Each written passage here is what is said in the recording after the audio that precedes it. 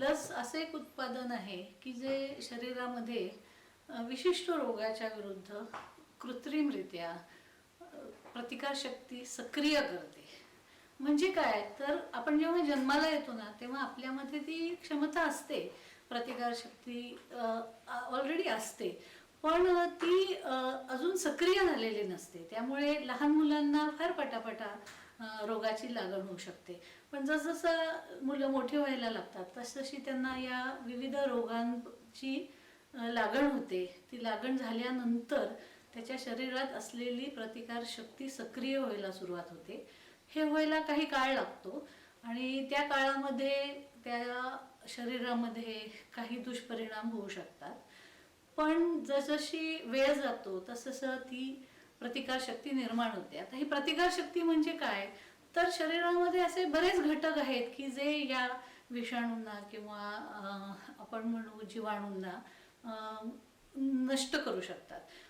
त्यातला सर्वात महत्त्वाचा घटक म्हणजे प्रतिपिंड, म्हणजे ज्याला इंग्लिशमध्ये अँटीबॉडीज म्हणतात.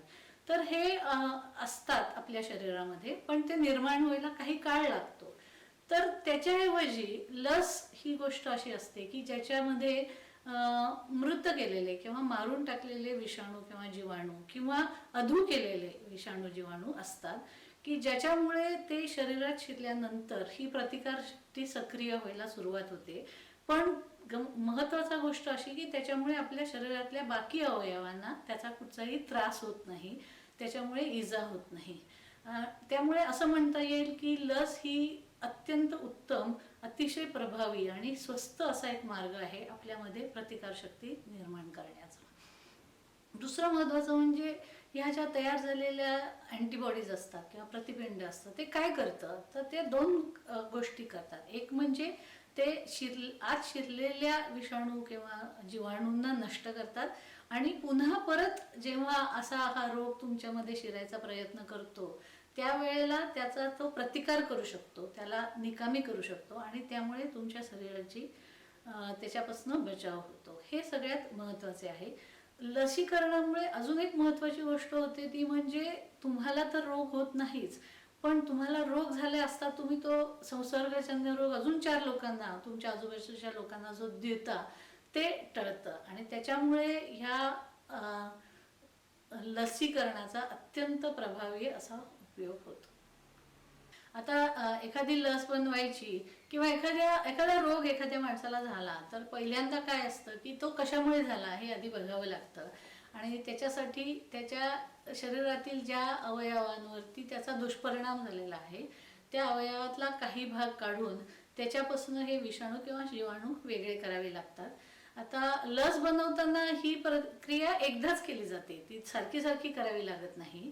त्याच्या वेळेला ती प्रक्रिया करताना त्या व्यक्तीतीलचे रक्त किंवा त्याच्या इजा झालेला जो अवयव असतो त्याचे काही भाग काढून त्याच्यातून तो विषाणू किंवा जीवाणू अलग केला जातो आणि मग तो अलग केलेला विषाणू, ज्याला आम्ही इंग्लिशमध्ये असं म्हणू व्हायरल आयसोलेट, तो कृत्रिमरित्या वाढवलेल्या पेशींमध्ये त्याला घालून त्याचे वाढ करता येते. त्यामुळे पेशंटशी सारखा हे करावं लागत नाही. पेशंटमधनं किंवा रोग्यामधनं विषाणू काढण्याची प्रक्रिया एकदाच केली जाते. मात्र जेव्हा वॅक्सिन बनवलं जातं किंवा लस बनवली जाते त्यावेळेला तो विषाणू मोठ्या प्रमाणामध्ये त्याचा वापर करावा लागतो आणि या कृत्रिम पेशी ज्या आहेत त्याही कुठच्या तरी प्राण्यातनं किंवा माणसातनंच आलेल्या असतात. त्या मोठ्या प्रमाणामध्ये वाढवून ज्याला आम्ही म्हणू फर्मेंटर किंवा स्टेनलेस स्टीलचे मोठाले कंटेनर्स ह्याच्यामध्ये त्या पेशी वाढवल्या जातात आणि मग त्याच्यामध्ये तो विषाणू टाकून तो विषाणू त्या पेशींच्या आत शिरतो, तिथे तो वाढतो आणि वाढल्यानंतर मग तो अलग करावा लागतो. हे जे मिश्रण तयार होतं ह्याच्यामध्ये शरीराला त्रास होऊ शकेल का, त्रासदायक ठरेल असे बरेच घटक असतात, त्यामुळे ते आधी बाजूला करावे लागतात. त्याला आम्ही म्हणतो प्युरिफिकेशन. हे लस बनवताना तयार झालेलं हे जे मिश्रण असतं त्याचं प्युरिफिकेशन करावं लागतं, त्यात नको असलेले घटक बाजूला करायला लागतात आणि मग जे विषाणू उरतात त्या विषाणूंवरती रसायन प्रक्रिया करून ते मारून टाकावे लागतात. कारण त्यामुळे ते जरी शरीरात घातले तरी सुद्धा तुम्हाला कुठच्याही प्रकारची इजा होणार नाही, पण शरीराची ओळख होईल त्या रोगाशी. आणि त्यामुळे काय होईल की असं मारून टाकलेला विषाणू, ज्याला आम्ही किल्ड किंवा इनॅक्टिवेटेड वॅक्सिन म्हणतो, असं शरीरात घातल्यानंतर तुमची प्रतिकार शक्ती सक्रिय व्हायला सुरुवात होते आणि तुमच्यामध्ये मोठ्या प्रमाणामध्ये प्रतिपिंड तयार होतात. त्यामुळे जेव्हा तुम्ही बाहेर जाता आणि तुम्हाला एखाद्या रोगाची लागण होण्याची शक्यता असते, त्यावेळेला हे प्रतिपिंड तुमची त्याच्यापासून बचाव करायला सहज उपयोगी ठरतात. आता जेव्हा एखाद्या रोग्यापासून तो विषाणू किंवा जीवाणू, मी मुख्यतः विषाणूवर काम केले त्यामुळे माझा जास्त करून विषाणूंशीच बोलण्याचा हे येईल. तर तो विषाणू जर जेव्हा बाजूला करायचा असतो तर तो कुठच्या पद्धतीचा आहे, जर तो हवेतनं पसरणार असेल तर तुम्हाला जेव्हा ह्या रोगाला अशी जवळ जायची वेळ येते तेव्हा तुम्हाला तुमच्या श्वासात मधनं तो आत जाणार नाही याची पूर्ण काळजी घ्यावी लागते. त्याच्यासाठी तुम्हाला मास्क घालणे, त्याच्यामध्ये तो मास्क काही प्रभावी मास्क असा साधा कापडी मास्क घालून चालत नाही, त्याला N95 आहे, आता हल्लीच्या सगळ्या लोकांनी खूप वेळा ऐकलेलं आहे, असे मास्क घालावे लागतात. त्यानंतर डोळ्याच्या मधनं सुद्धा कधी कधी हा व्हायरस आत जाऊ शकतो, त्यामुळे eye protection, whole body protection असं सगळं घालून मगच हे विषाणू हाताळावे लागतात. काही वेळेला असं होतं की त्याच्यासारख्याच एखाद्या रोगाच्या जवळपासचा एखादा लस जर आधी अवेलेबल असेल तर लसीकरण केल्यानंतरच अशा रोगांच्या जवळ जाणं हे अजून एक वेगळा मार्ग आहे की ज्याच्यामुळे, किंवा ज्यांना पूर्वी होऊन गेलेला आहे रोग, त्यांना माहिती आहे की त्यांना परत आता त्यांच्यामध्ये प्रतिकारशक्ती आहे, अशा व्यक्तींना मग तुम्ही या रोगाच्या जवळ जाण्याची शक्यता असू शकते. पण पूर्ण प्रोटेक्शन घेतल्याशिवाय त्या रोगाच्या जवळ जाता येत नाही. त्यानंतर त्याच्या शरीरातनं काढल्यानंतर हा जो विषाणू आहे हा खूप मोठ्या प्रमाणामध्ये तुम्हाला त्याच्याशी खेळ करायचा आहे. त्यामुळे त्या ज्या रसायन काय म्हणता येईल त्या लॅबॉरेटरीज आहेत, तर तिथे खूपच जास्त काळजी घेतलेली असते. तिथलं हवेतलं प्रेशरपासून सगळं मेंटेन करावं लागतं की तो विषाणू तिथून बाहेर जाणार नाही याची विशेष काळजी घ्यावी लागते. त्याच्यानंतर त्याच्या आतमध्ये आम्ही त्याला म्हणतो बायोसेफ्टी कॅबिनेट्स, म्हणजे काय तर जिथे आतमधली हवा बाहेर येत नाही, त्यामुळे फक्त आतमध्ये हात घालून त्या वस्तूशी तुम्ही काम करू शकता. पूर्ण ग्लोव्ज घातलेले असतील तर तुमच्या शरीराशी त्या याचा व्हायरसचा किंवा विषाणूंचा संपर्क येत नाही आणि असं करून तुम्हाला त्याच्यावरती काम करता येते. त्यामुळे काम तर करताना तो हाताळावा तर लागतो, पण पूर्ण काळजी घेऊन त्याच्यासाठी. आणि मॅन्युफॅक्चरिंगचं विचाराल तर त्याला गुड मॅन्युफॅक्चरिंग प्रॅक्टिसेस असं एक पद्धत आहे की ज्याच्या गाईडलाईन्स दिलेल्या आहेत की असं असं केलं असता तुम्ही ज्याच्यावर काम करणारी लोक आणि आजूबाजूची, म्हणजे ज्याला आम्ही म्हणतो एन्व्हायरमेंट, दोन्हीचं प्रोटेक्शन होऊ शकेल. याच्यासाठी गव्हर्नमेंटनी, वर्ल्ड हेल्थ ऑर्गनायझेशननी अशा बरेच लोकांनी गाईडलाईन्स दिलेल्या आहेत आणि त्याचा उपयोग करून मगच लसीचं उत्पादन केलं जातं. आता लसीमध्ये बरेच प्रकार आहेत, त्यातली विविध प्रकार आहेत. त्यातला एक प्रकार मी आधी थोडासा समजावून सांगितला, तो म्हणजे इनॅक्टिवेटेड किल्ड किंवा मारून टाकलेला विषाणू. तर ही जी लस असते ह्याच्यामध्ये तुम्ही आधी विषाणू वाढवता, मग त्याच्यावरती रासायनिक प्रक्रिया करून त्याला मारून टाकता. दुसरा एक प्रकार आहे तो म्हणजे त्याला आम्ही म्हणतो लाईव्ह इनॅक्टिवेटेड किंवा अधू केलेला विषाणू. तर तो असा असतो की त्याला तो शरीरामध्ये घातला असता तो काही प्रमाणामध्ये त्याची वाढ होते शरीरामध्ये, पण ती अत्यंत अल्प असते आणि ती वाढ होऊन नंतर तो आपला आपणच मरून जातो, कारण त्याची वाढण्याची क्षमताच खूप कमी असते. तर असा जो व्हायरस आहे जो लाईव्ह अटेन्युएटेड आहे, तो जेव्हा शरीरात शिरतो तेव्हा शरीराची ओळख होते. या महत्त्वाचं म्हणजे काय, हे जीवाणू विषाणू जे असतात ते मुख्यतः प्रोटीन्स आणि DNA म्हणजे प्रथिन आणि DNA किंवा RNA पासून बनलेले असतात.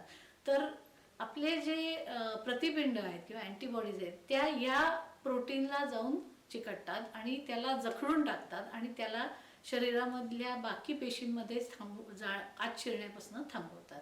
त्यामुळे ही प्रक्रिया जर उत्तमरित्या करता आली तर लस तसंच करतं की ते प्रतिपिंड तयार करतात, जी प्रतिपिंड किंवा अजूनही बाकी घटक आहेत, पण मुख्यतः प्रतिपिंड हा सगळ्यांना सहज माहिती असलेला प्रकार आहे.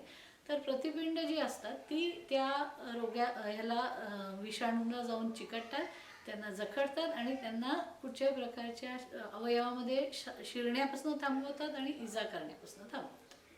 लसीच्या प्रकारामध्ये महत्त्वाचे 3 प्रकार आहेत. एक म्हणजे मारून टाकलेले विषाणू, ज्याला आम्ही लाईव्ह इनॅक्टिवेटेड किंवा किल्ड वॅक्सिन म्हणतो. दुसरी आहे म्हणजे लाईव्ह ॲटिन्युएटेड, अधू केलेली. आणि तिसरी आहे म्हणजे सबयुनिट वॅक्सिन. म्हणजे काय तर तिसरा प्रकार असा आहे की विषाणू हे मुख्यतः प्रोटीन किंवा प्रथिनं आणि DNA RNA ह्याच्यापासून बनलेले असतात. तर अख्खा विषाणू शरीरात घालायच्या ऐवजी त्यातली काही प्रथिनं फक्त काढून ती शरीरामध्ये घातली तर त्याच्या विरोधात प्रतिपिंड तयार होतात आणि ती पूर्ण विषाणूला तुमच्या शरीरामध्ये इजा करण्यापासून थांबवू शकतात किंवा त्यांना नष्ट करू शकतात. तर अशा प्रकारच्या लसीला सबयुनिट वॅक्सिन असं म्हणतात. तर ह्या 3 मेन महत्त्वाच्या लसीचे प्रकार आहेत. आता अलीकडच्या काळामध्ये DNA किंवा RNA सुद्धा शरीरामध्ये घालून त्याच्यापासून लस बनवता येते. म्हणजे ते DNA किंवा RNA शरीरात शिरून त्याच्यापासून प्रथिनं तयार होतात आणि मग ती प्रथिनांच्या विरोधात प्रतिपिंड तयार होतात. अशी ही ॲडव्हान्स टेक्नॉलॉजी ज्याला म्हणता येईल ती पण आहे. आणि सध्याच्या कोविडच्या काळामध्ये त्याचाही बराच अभ्यास चालू आहे. विविध प्रकारचे लसीचा सध्या अभ्यास कोविडच्या काळामध्ये चालू आहे. आता विषाणूंची खासियत अशी असते की त्याला आम्ही म्हणतो स्पीशीज स्पेसिफिक असतात. म्हणजे माकडातले विषाणू माकडातच शक्यतो राहतात किंवा माणसातले विषाणू माणसांमध्येच राहतात, पक्ष्यातले विषाणू पक्ष्यातच असतात, पण ते बऱ्यापैकी एकमेकांच्या सारखे असतात. एक साधं उदाहरण म्हणजे सर्वात पहिली जी लस जी आपण आमच्या वयाच्या खूपशा लोकांनी घेतलेली आहे ती म्हणजे देवीची लस, ज्याला इंग्लिशमध्ये स्मॉल पॉक्स म्हणतात. तर माणसांमध्ये देवी जेव्हा यायची त्या काळामध्ये जेन्नर नावाच्या सायंटिस्टच्या असं लक्षात आलं की गाई म्हशींना सांभाळणाऱ्या लोकांना देवी होत नाही. तर ते असं का घडतं, तर तेव्हा त्याच्या असं लक्षात आलं की या गवळी लोकांच्या हातावरती देवीसारखेच व्रण असतात, पण त्यांना माणसांना होणारी पूर्ण शरीरावर होणारी देवी होत नाही.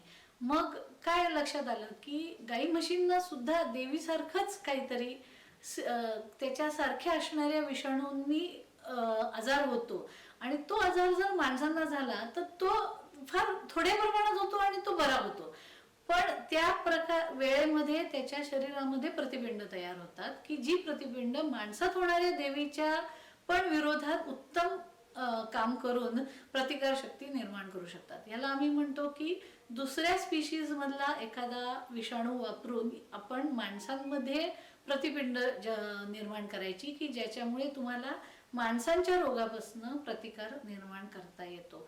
हा एक प्रकार आहे. दुसरा प्रकार असा आहे की तो जो विषाणू आहे त्याला जर तुम्ही वेगवेगळ्या कंडिशन्समध्ये वाढवलं, म्हणजे माणसांचा हे घेतला विषाणू घेतला आणि तो कुत्र्यांमध्ये टोचला किंवा सशामध्ये टोचला, तर एका सशाला पहिले त्याचा हे होतो संसर्ग होतो, मग तो दुसऱ्या सशात टाकला, तिथून तिसऱ्या सशात टाकला, असं जर त्याला आम्ही म्हणतो पसाज केला तर कालांतरानंतर सशात तो विषाणू असा बदल घडून येतो त्या विषाणूमध्ये की तो विषाणू परत माणसात टाकला तर माणसाला त्याच्यामुळे आजार होत नाही. म्हणजे तो विषाणू असा बदल घडून येतो की तो आता माणसांना त्रास देऊ शकत नाही. याला पसाज्ड व्हायरस असं म्हणतात. ह्याचं एक फार उत्तम उदाहरण म्हणजे आपलं रेबीज व्हायरस आहे की रेबीजचं जे वॅक्सिन बनतं ते अशा प्रकारच्या फिक्स्ड व्हायरसमधनं बनतं की जे आधी खूप प्रमाणामध्ये वेगळ्या प्राण्यामध्ये त्याचं वाढ केली आणि मग ती माणसांना होत नाही. ऑफकोर्स रेबीज वॅक्सिन पुढे जाऊन त्याचं मारून टाकून किल केलेलंच वॅक्सिन माणसामध्ये टोचलं जातं, पण ते बनवताना जो माणूस ते बनवत असतो त्याची रिस्क फॅक्टर कमी होतो, त्याला होणारे त्याचा त्रास होण्याची शक्यता कमी होते आणि अशा रीतीने हे वॅक्सिन बनवणं सोपं जातं. तर लाईव्ह ॲटिन्युएटेड वॅक्सिन हे वेगवेगळ्या पद्धतीने बनवले जातात. सब युनिट वॅक्सिन जे म्हटलं की प्रथिनं, तर प्रथिनं अगदी आर्टिफिशियली पण प्रथिनं बनवता येतात किंवा एखाद्या बॅक्टेरियामध्ये किंवा जीवाणूमध्ये ते प्रथिन जनरेट करता येतं. म्हणजे त्याच्याशी संबंधित असलेला जो जीन आहे तो जर तुम्ही त्या बॅक्टेरियामध्ये घातला तर ते बॅक्टेरिया स्वतःच्या प्रथिनाबरोबर हे पण प्रथिन बनवतं आणि मग ते तुम्हाला त्याच्यापासून अलग करून त्याची लस बनवता येते. तर अशा पद्धतीने ही वेगवेगळी लस तुम्हाला बनवता येतात. तर आता असं आहे की त्यासाठी काही लसी एकदा घेतलेली पुरते किंवा एखादा बूस्टर डोस देऊन पुरतं. म्हणजे काय तर प्रतिकारशक्ती पुरेशी निर्माण होण्यासाठी एकदाच झालेली ओळख पुरत नाही, तर 2 वेळा 3 वेळा, जसं पोलिओ 5 वेळा देतात. त्यानंतर प्रत्येक लसीचे प्रकार आहेत. तर ते जे आहे ते साधारणपणे एकदा किंवा दोनदा लस घेऊन पुरते, कारण त्याच्यामुळे निर्माण होणारी जी प्रतिकारशक्ती आहे ती तुम्हाला आयुष्यभर तशीच्या तशी टिकून राहते. ओके. पण काही बाबतीत असं होतं की ती हळूहळू कमी होत जाते. ती जी ज्याला आम्ही म्हणतो मेमरी असते, की जे लक्षात असतं किंवा त्याचा जो प्रमाण असतं ते हळूहळू कमी होत जातं. तर ते जर कमी होत गेलं तर पुढे जाऊन ते तुम्हाला त्या रोगापासून पूर्ण काय प्रोटेक्शन देऊ शकत नाही. जसं ह्याच्यावर सगळ्यात सोपं उदाहरण आहे ते म्हणजे टिटॅनस वॅक्सिन. आपल्याला जर कधी खोल जखम झाली तर डॉक्टर सांगतात की तुम्ही जरी पूर्वी घेतलेलं असेल तरी सुद्धा तुम्ही एकदा परत टिटॅनसचं वॅक्सिन घ्या, कारण ते तुमच्या अंगात असलेली प्रतिपिंडांची प्रमाण आणि त्याची क्षमता बऱ्यापैकी कमी झालेली असते. दुसरा एक प्रकार आहे म्हणजे हे विषाणू कालांतराने स्वतःमध्ये बदल घडवत आणतात आणि ते बदल घडवल्यामुळे काय होतं की आधी तयार झालेली प्रतिपिंड नवीन तयार झालेल्या विषाणूला पुरेसे प्रतिकार करू शकत नाहीत. याचा अजून एक एक्झाम्पल म्हणजे इन्फ्लुएन्झा वॅक्सिन. तर इन्फ्लुएन्झाचे वॅक्सिन दरवर्षी घ्यावे लागते, कारण तो व्हायरस असा आहे किंवा तो विषाणू असा आहे की तो बऱ्यापैकी सारखा स्वतःमध्ये बदल घडवून आणत असतो आणि त्याच्यामुळे आधीच्या वर्षी घेतलेल्या लसीचा पुढच्या वर्षी नवीन तयार झालेल्या विषाणूची तितकासा उत्तम प्रतिकार करता येत नाही आणि त्यामुळे दरवर्षी ते वॅक्सिन घ्यावे लागते. आता कुठची नवीन लस जेव्हा बनवायला सुरुवात करतात तेव्हा सर्वात पहिले तर त्यात कुठच्या प्रकारची लस आपल्याला प्रभावी ठरेल याचा सगळ्यात पहिले अभ्यास केला जातो. तर त्यासाठी खूप मोठ्या प्रमाणामध्ये प्राण्यांवरती प्रयोग केले जातात. तर त्या लसीचे 2 महत्त्वाचे घटक समजून घ्यावे लागतात. एक म्हणजे सेफ्टी आणि दुसरं म्हणजे एफिकसी. म्हणजे काय तर त्या लसीपासून तुम्हाला कुठच्याही प्रकारचा त्रास होणार नाही याची सगळ्यात पहिले खबरदारी घ्यायला लागते. नाहीतर रोगापेक्षा औषध जालीम असं होऊन चालणार नाही. तर तुमचा रोगाचा कुठचाही त्रास न होता आणि कुठचाही वेगळा ॲडव्हर्स इव्हेंट ज्याला आम्ही म्हणतो असं न होता ती लस तुमच्यामध्ये शरीरामध्ये जायला हवी. दुसरं म्हणजे त्याच्यामुळे निर्माण झालेली जी प्रतिकारशक्ती आहे ती पुरेशी आहे का. काही प्रमाणात आली पण त्याच्यामुळे मला रोगापासून प्रतिकार होत नसेल तर त्याचा काही उपयोग नाही. त्यामुळे त्याला म्हणतात एफिकसी, म्हणजे पुरेशी प्रतिकारशक्ती निर्माण करण्याची क्षमता. आणि ती 1 माणसात 2 माणसात नाही, तर जेवढ्या लोकांना देऊ त्यातल्या बऱ्याचशा 100% लोकांना प्रतिकारशक्ती निर्माण होणं हे तितकंसं सहज शक्य नाही. पण बऱ्याच म्हणजे 70, 80, 90% लोकांमध्ये प्रतिकारशक्ती निर्माण होते का हे बघणं सगळ्यात पहिले गरजेचे असते आणि त्याच्यासाठी प्राण्यांमध्ये मोठ्या प्रमाणामध्ये अभ्यास केला जातो. दुसरं म्हणजे ती लस बनवताना ती जर अशा पद्धतीने बनवली गेली की ती 10,000 रुपयाला शेवटची लस पडणार असेल तर ती उपयोगाची नाही. त्यामुळे ती लस बनवायची पद्धत अशी डेव्हलप करावी लागते की ती सर्वसाधारण माणसाला सुद्धा परवडली पाहिजे. त्यामुळे त्याच्यासाठी ज्याला आम्ही म्हणतो ऑप्टिमायझेशन ऑफ मॅन्युफॅक्चरिंग, तर ती अशी पद्धत किंवा टेक्नॉलॉजी डेव्हलप करावी लागते की ज्याच्यामुळे उत्तमरित्या स्वस्त आणि अत्यंत प्रभावी अशी लस तयार होईल. तर हे काम करण्यामध्ये बराच काळ लागतो. म्हणजे साधारणपणे 3-4 वर्ष तर पहिल्यांदा प्राणी आणि ह्याच्यावरती अभ्यास करण्यामध्ये जातात. एकदा का ते झालं, एकदा प्राण्यामध्ये ती सेफ आहे असं एकदा सिद्ध झालं आणि मग ती उत्तम प्रतिकारशक्ती पण निर्माण करते असं एकदा सिद्ध झालं की मग पुढची पायरी असते ती म्हणजे माणसांमध्ये टोचणे. आता माणसांमध्ये सुद्धा सगळ्यात पहिल्यांदा अत्यंत थोड्या लोकांमध्ये पहिल्यांदा ती दिली जाते आणि हमखास ती ज्याला आम्ही म्हणतो ॲडल्ट्समध्ये म्हणजे मोठ्या माणसांमध्ये सगळ्यात, जरी ती लस पुढे जाऊन मला लहान मुलांना द्यायची असेल तरी सुरुवात नेहमी ॲडल्ट्सपासूनच करावी लागते. तर ती पहिल्यांदा मोठ्या माणसांमध्ये देऊन एक थोड्यामध्ये 5 लोक 10 लोक 50 लोक यांच्यामध्ये देऊन त्याचा काही दुष्परिणाम होत नाही ना याचा प्रदीर्घ अभ्यास केला जातो. तो झाल्यानंतर पुढची पायरी अशी असते की जास्त लोकांमध्ये म्हणजे असे 500 लोक 1000 लोकांमध्ये देऊन ती दुष्परिणाम करत नाहीये ना हे तर बघायचंच, पण त्याचा प्रतिकारशक्ती निर्माण करण्याची क्षमता निर्माण होते की नाही याचाही अभ्यास केला जातो. आणि एकदा ते का सिद्ध झालं की मग खूप जास्त मोठ्या प्रमाणामध्ये असे 10,000 लोकांमध्ये 20,000 लोकांमध्ये देऊन ती प्रतिकारशक्ती तुम्हाला रोगापासून थांबवण्यात किंवा रोग न होऊ देण्यात पुरेशी प्रभावी आहे की नाही याचा अभ्यास केला जातो, ज्याला इंग्लिशमध्ये एफिकसी स्टडी असं म्हणतात. तर ह्या सगळ्या अभ्यास करायला एखादं लस निर्माण करायला सुरुवात केल्यानंतर ही सगळ्या प्रक्रिया पूर्ण व्हायला साधारण 7 ते 10 वर्ष लागतात. आता जेव्हा पॅन्डेमिक येतो म्हणजे जेव्हा आता सध्या कोविडचं एक्झाम्पल घेता येईल, तर त्यावेळेला अशी 7-8 वर्ष 10 वर्ष थांबण्याचा एवढा काळ आपल्या हातात नसतो. आपल्याला लवकर वॅक्सिन बनवणं गरजेचं असतं.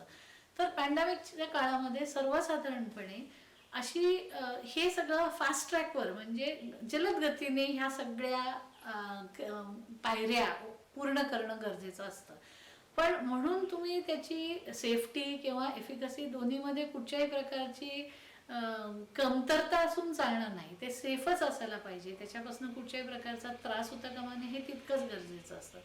अशा वेळेला हमखास अशी पद्धत वॅक्सिन बनवायची किंवा लस बनवायची वापरली जाते की जी ऑलरेडी एस्टॅब्लिश्ड आहे, म्हणजे जी कोणी पूर्वी दुसऱ्या वॅक्सिनसाठी वापरली गेलेली आहे.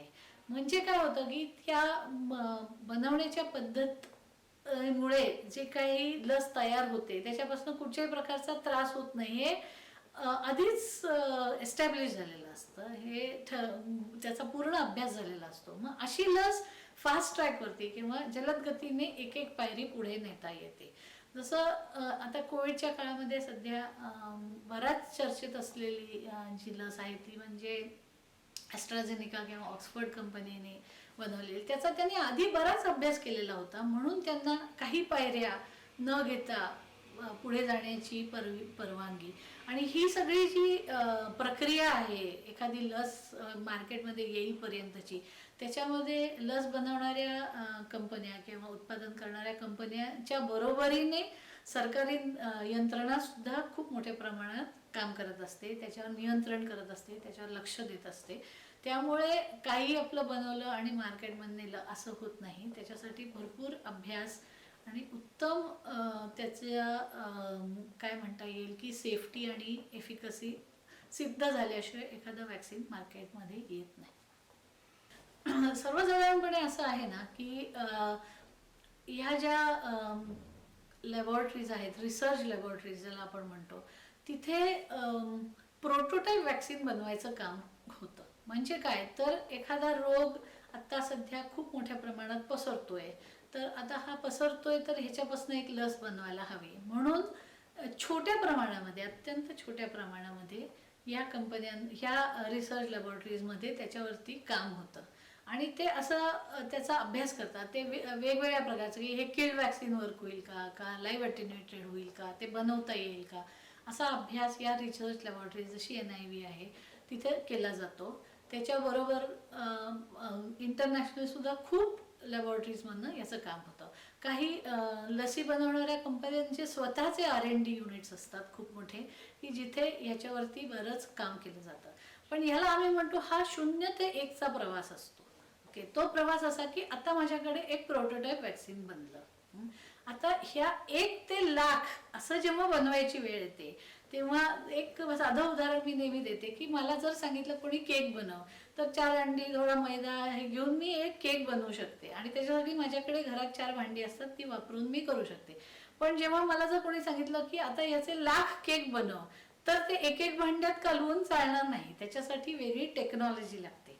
त्यामुळे ह्या ज्या वॅक्सिन बनवणाऱ्या कंपन्या असतात ह्यांच्याकडे हे 1 ते लाख किंवा 1 to मिलियन असं मी म्हणतो, ही बनवण्याची टेक्नॉलॉजी त्यांच्याकडे असते आणि ती वापरून ते मोठ्या प्रमाणामध्ये वॅक्सिन बनवतात. आता सिरम इन्स्टिट्यूट ऑफ इंडिया ही जगातली सगळ्यात मोठी vaccine manufacturing number of doses, म्हणजे तुम्ही टर्नओव्हर बघितलात तर आपण म्हणू की ती तेवढी मोठी नाही करता येणार, पण जे नंबर ऑफ डोसेस बनतात किंवा ज्या लसीचे प्रमाण बनते ते जगातल्या सर्वात जास्त लस उत्पादन करणारी Serum institute of India he company आहे.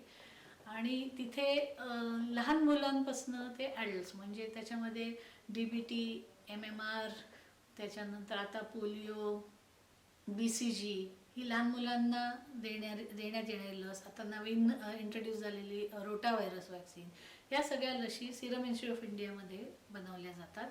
त्या व्यतिरिक्त ॲडल्ट्समध्ये वापरलं जाणारं influenza vaccine, rabies vaccine, hepatitis vaccine, ही सुद्धा वॅक्सिन किंवा अजून बरीच वॅक्सिन्स सिरम इन्स्टिट्यूटमध्ये बनतात.